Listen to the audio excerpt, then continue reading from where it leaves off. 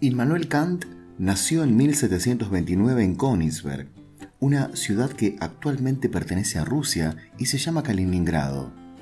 Era el cuarto hijo de un matrimonio de religión pietista. Tenía 8 hermanos más, pero 3 de ellos fallecieron antes de que Kant llegara a la adolescencia. Su padre era artesano, lo cual le dio una vida modesta. La disciplina religiosa y burguesa de su familia lo llevó a ser un estudiante perseverante y de profunda devoción religiosa.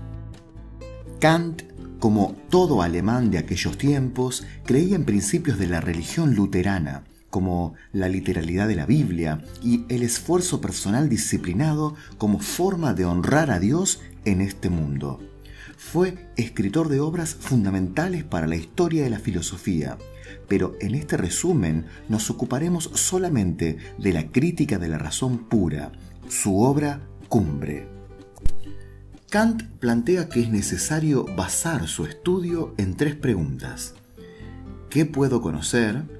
¿Qué debo hacer? ¿Y qué puedo esperar? En nuestro video nos ocuparemos estrictamente de la primera pregunta: ¿qué puedo conocer? Para entender el contexto en el cual se desenvolvía Kant, hay que comprender que a lo largo de la historia de la filosofía, el conocimiento se entendía del siguiente modo: un objeto y un sujeto. El objeto tenía una verdad en sí misma, y el sujeto lo único que tenía que hacer era adaptarse pasivamente a ese objeto. Vamos a ejemplificar todo esto con un objeto tradicional de mi país: el mate. El mate es la compañía permanente de mis videos, así que lo voy a usar para ejemplificar toda la explicación kantiana. Según la visión filosófica tradicional sobre el conocimiento, cada vez que yo percibo este mate, yo me adapto a una verdad indiscutible. De ese modo lo conozco, adaptándome pasivamente. En lenguaje filosófico, yo soy el sujeto y el mate es el ente. Según Aristóteles, el mate es también sustancia,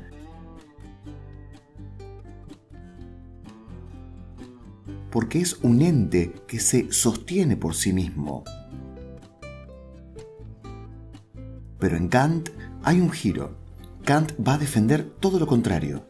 Kant nos dice que conocer el mate no es adaptarse al ente, sino que estudiar el conocimiento es estudiar al sujeto que está conociendo al mate. Dicho de un modo técnico, Kant funda un método trascendental que consiste en trasladar el interés del objeto al sujeto. Ya no importará el objeto o ente, o sea, el mate, sino que lo que importa es qué necesita el sujeto para convertirse en sujeto de conocimiento. O dicho de otro modo, ¿qué necesito yo para conocer el mate? Este método trascendental es un giro copernicano. ¿Por qué? Porque la filosofía, a través de Kant, se ve invitada a dejar de poner el énfasis en las cosas para empezar a poner el énfasis en las posibilidades que tiene el sujeto de conocer las cosas. Kant revoluciona la historia de la filosofía y nada volverá a ser lo mismo después de él. Antes de Kant, el debate filosófico acerca del conocimiento se entendía con 2 posturas filosóficas distintas: el racionalismo y el empirismo. El racionalismo, de quien conocemos más que nada a René Descartes, decía que el origen del conocimiento está en la razón y no en la experiencia. Lo empírico, para un racionalista, no tiene importancia, ya que el mismo Descartes planteaba que los sentidos engañan. Si los sentidos engañan, toda percepción que tengamos de lo empírico es algo mentiroso, y por lo tanto debemos confiar en la razón como sostén de la experiencia. recordarás la famosa frase de Descartes: pienso, luego existo. Del otro lado de este debate de ideas estaba el empirismo inglés. Este empirismo tiene como principal exponente a David Hume. Hume plantea que solamente existe el conocimiento de la experiencia. Para Hume, la información que proviene de la experiencia es la única fuente de conocimiento real que poseemos. Kant se encuentra en el medio de este debate y su genialidad como filósofo hace que pueda encontrar una vía posible en la resolución de este conflicto. Lo primero que hay que decir es que Kant era admirador de Hume. Y digo esto porque por lo general no se destaca a Hume como influencia fundamental de Kant, y al admirarlo, Kant se siente animado a buscar una alternativa al racionalismo. Pero Kant nos dice que Hume lo despertó de Descartes, o, dicho en palabras textuales, Kant nos dice que Hume lo despertó de su largo sueño dogmático. Es por eso que Kant comienza su obra diciendo que no hay duda de que todo nuestro conocimiento procede de la experiencia.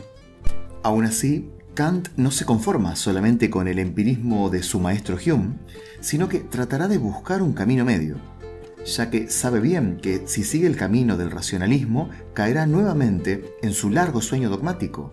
Pero si se queda solo con el empirismo, terminará en un escepticismo, ya que el empirismo decía que la experiencia tiene un límite y el conocimiento no puede cruzar más que esos límites de la experiencia.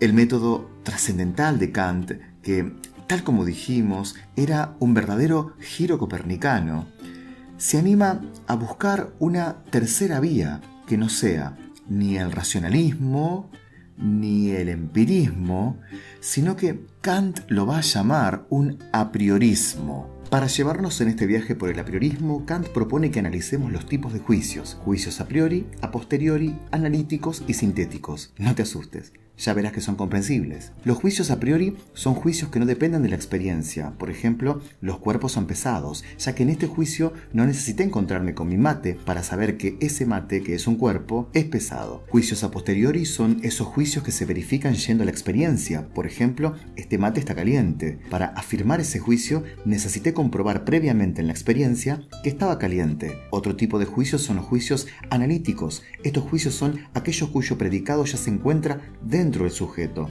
Por ejemplo, el triángulo tiene 3 ángulos, porque en la definición de triángulo ya sabemos que tiene 3 ángulos. Y por último, los juicios sintéticos, que son esos juicios en los cuales el predicado aporta algo nuevo que no estaba en el sujeto. Por ejemplo, el mate es santafesino. El predicado es santafesino aporta un dato que no estaba en el sujeto del mate. Este tipo de juicios es a posteriori porque dan información nueva, pero a la vez es contingente y particular. Kant nos dice que la ciencia tiene que aumentar nuestro conocimiento, pero ese conocimiento que aumenta tiene que ser siempre seguro. Por eso Kant nos dice que los juicios que cumplen esos requisitos son los juicios sintéticos a priori. Esos juicios aportan algo nuevo porque son sintéticos, pero lo que aportan es siempre universal y necesario.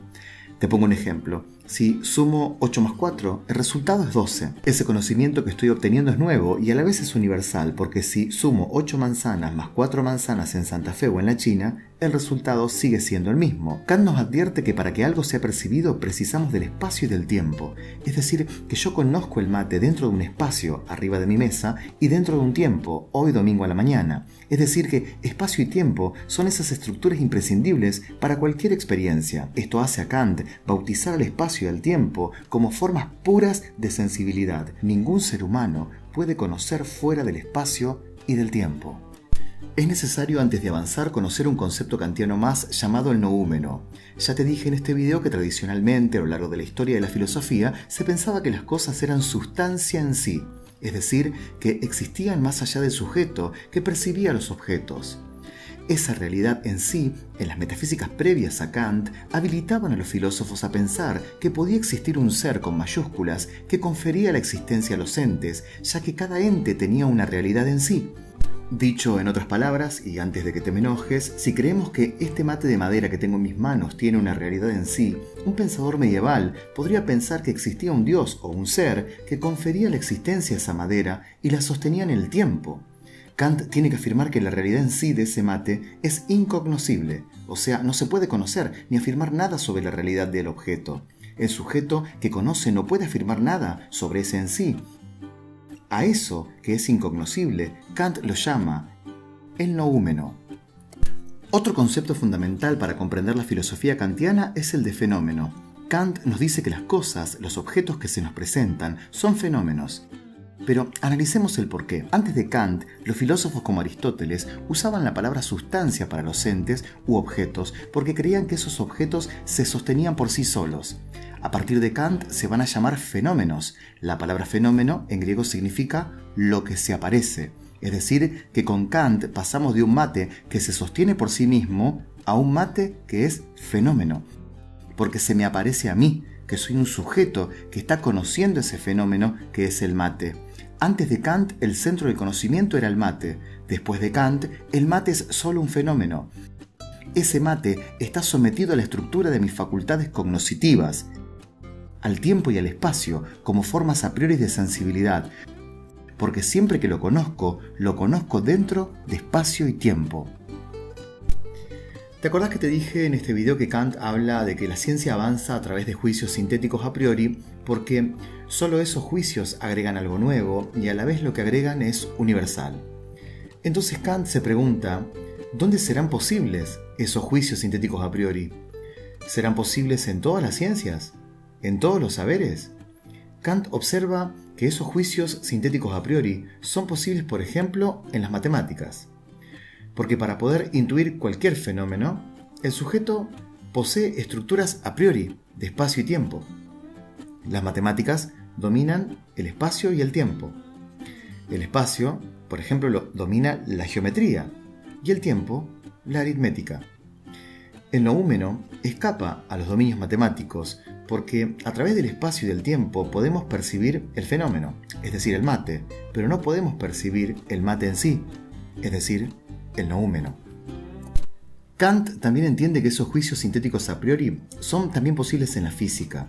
El sujeto para Kant percibe fenómenos, pero el entendimiento de ese sujeto no se conforma con percibir fenómenos y nada más. El sujeto necesita clasificar esos fenómenos en categorías que son conceptos puros e innatos. Ese entendimiento del sujeto extrae de la realidad conceptos. Por ejemplo, mi entendimiento extrajo de todos los mates que vi en mi vida el concepto mate, al cual aplico a los mates de vidrio, de lata, de madera, de lo que sea. Pero también mi entendimiento tiene conceptos o representaciones que no extraje de la experiencia de haber visto tantos mates en mi vida. Estas representaciones, que son empíricas, constituyen la condición de posibilidad para poder pensar todos los mates. A esas condiciones de posibilidad, para que yo conozca el mate, Kant las llama categorías, y según él son 12. Tomemos una al azar, la categoría de singularidad. Según Kant, yo percibo este mate como el único que hay en mi casa porque percibo el mate con 12 categorías previas de entendimiento y aplico una sola, la de singularidad. ¿Te acordás de Hume? ¿Te acordás que él decía que el conocimiento empieza y se agota en la experiencia? Bueno, Kant afirma que empieza en la experiencia, pero no todo lo que ocurre en el acto del conocimiento proviene de la experiencia. Al conocer también hay categorías que el sujeto impone. Entonces Kant afirma que es posible que haya juicios sintéticos a priori en la física, porque la física estudia el origen y las causas de los fenómenos. Pongamos un ejemplo de juicio sintético a priori en la física, de Newton, por ejemplo. Acción y reacción son siempre iguales. Este juicio sintético a priori ni siquiera se confrontó con la realidad, aportó algo nuevo, es universal y es a priori. Pero, ¿son posibles los juicios sintéticos a priori en la metafísica? Esta es la pregunta más importante quizás de todo el estudio kantiano, porque marca un antes y un después. Kant responderá que no, ya que no hay forma de aportar un conocimiento nuevo en metafísica y que ese conocimiento nuevo sea necesario y universal. Esto se debe a que la razón crea ideas, y esas ideas son 3: Dios, alma y mundo. Esto no tiene nada de empírico, ya que estas ideas no son fenómenos, sino que pertenecen al plano del noúmeno. Una afirmación metafísica podría ser, por ejemplo, el alma es inmortal. Esa afirmación no se refiere a un fenómeno, sino al plano del noúmeno, de lo que no se puede conocer por el sujeto. Hasta aquí, mis queridos amigos de Filosofía en Minutos, el estudio sobre Immanuel Kant y su filosofía tan revolucionaria. No te olvides de, si te gustó el video, darle like, comentar, compartirlo con tus amigos y tampoco te olvides que Filosofía en Minutos no solamente está en YouTube, sino en todas las redes sociales, en Facebook, en Twitter y también en Instagram. Mi nombre es Juan Denis, soy profesor de filosofía y te agradezco tu tiempo. Hasta el próximo video.